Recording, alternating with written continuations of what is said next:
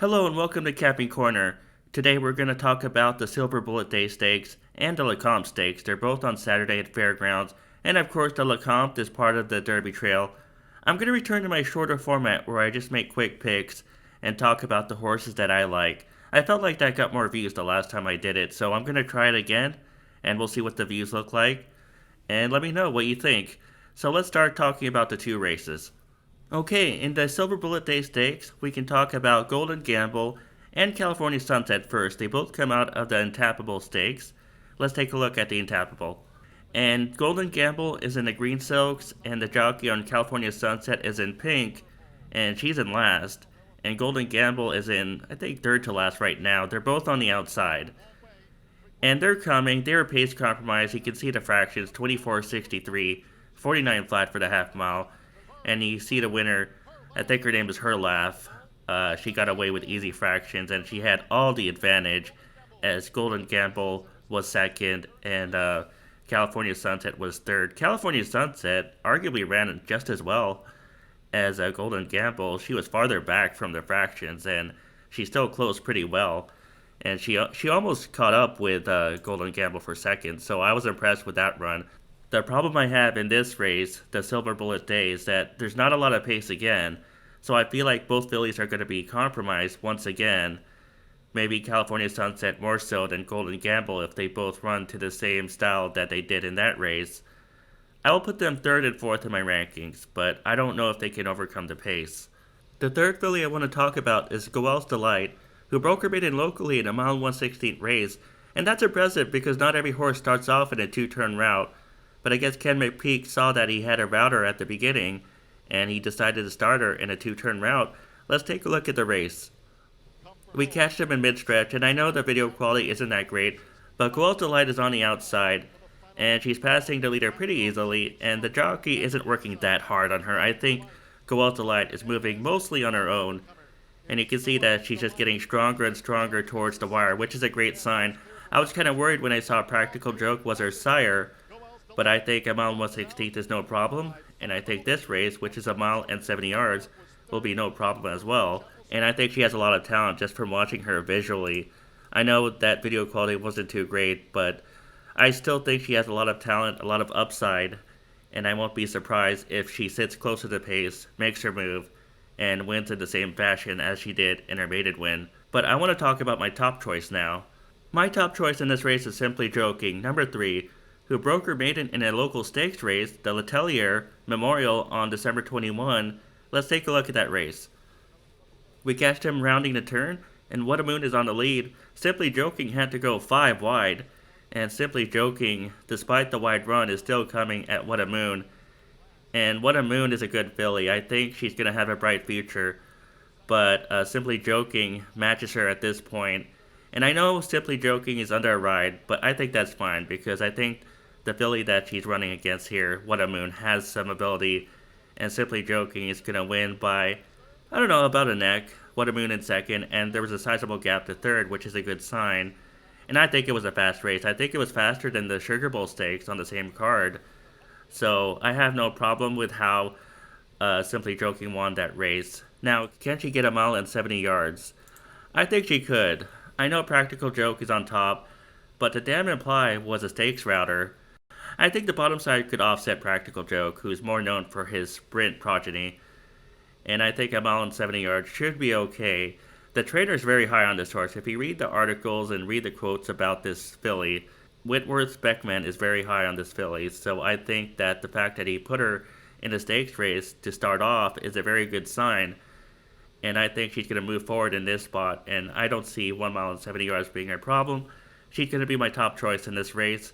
Now let's move on to the Lecomte.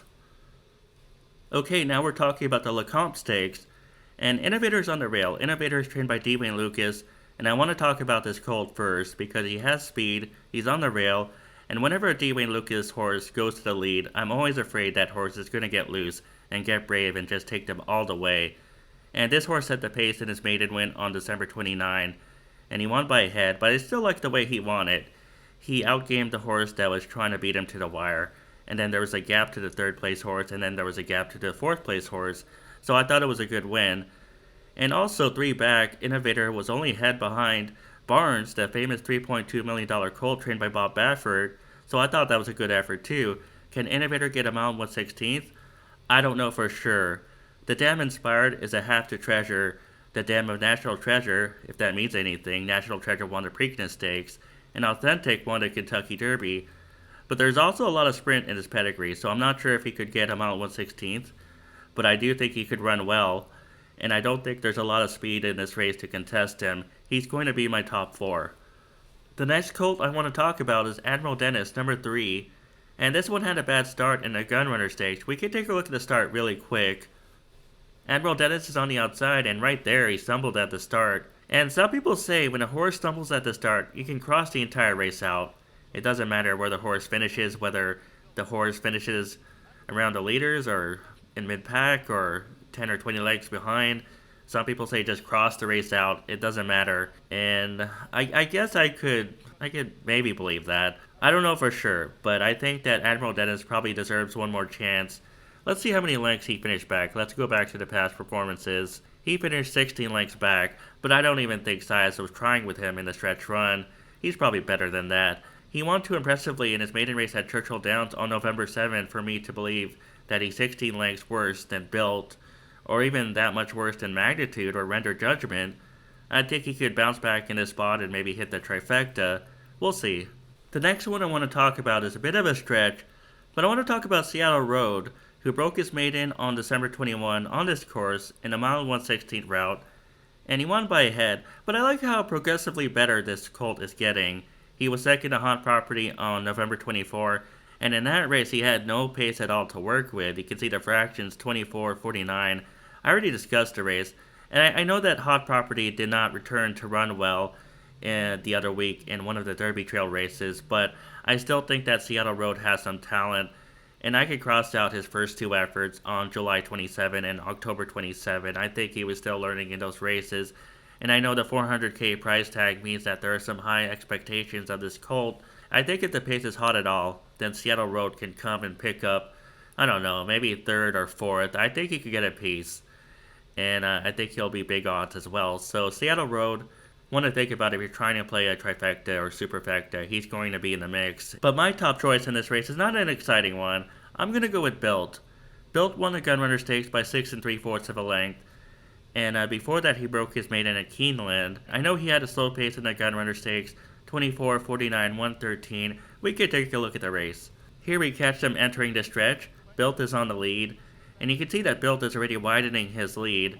And the jockey is working on him a bit, but I think that's fine. I think Built still looks powerful on the lead, and he is crushing them. And you can see the gap to the second place horse, and Admiral Dennis is way back there in last.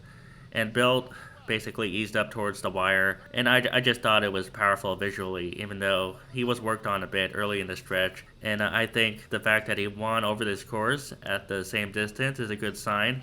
He can sit outside of Innovator, and maybe if Innovator can't get the distance, Built will be the first one to attack, and Built might be on the lead when they turn for home, just like he was in the Gunrunner Stakes. And I know the fractions were 24-49 and 113. However, he did sit off a 21-45 pace in that October 6th race at Keeneland, so it's not like Built hasn't experienced a fast pace before. He has on October 6th, and I think that Built is going to be tough to beat again in this spot, and I'm going to make him my top choice in the Lecomte. So thanks for listening to my analysis of the Lecomte Stakes and the Silver Bullet Day. Let me know what you think of the shorter format where I just give my top picks rather than talk about every single horse. And I'll catch you guys soon.